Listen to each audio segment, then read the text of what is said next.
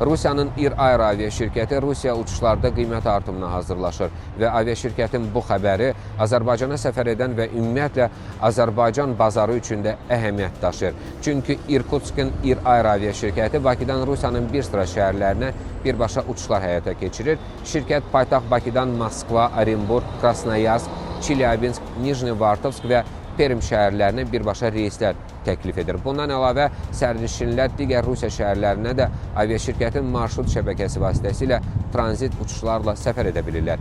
Şirkət bildirib ki, artan xərclər səbəbindən tariflərin yenidən nəzərdən keçirilməsi zərurəti yaranıbdır və aviaşirkətin mətbuat xidmətinin yaydığı məlumata görə qiymət artımının məbləği və tətbiq ediləcəyi tarix hələlik dəqiq müəyyənləşdirilməyib. Şirkət rəhbərliyi sərnişinlər üçün uçuşların əlçatanlığını qorumaqla yanaşı, təhlükəsizlik standartlarının və reyslərin müntəzəmliyini təmin olunması arasında balans yaratmağa çalışdığını vurğulayıb. İR Air qeyd edib ki, hazırda qüvvədə olan tariflərlə artıq alınmış biletlərə hər hansı dəyişiklik tətbiq edilməyəcək. Yəni, sərnişinlərdən əlavə ödəniş tələb olunmayacaq və əvvəldən alınmış biletlər əvvəlki şərtlərlə qüvvədə qalacaq.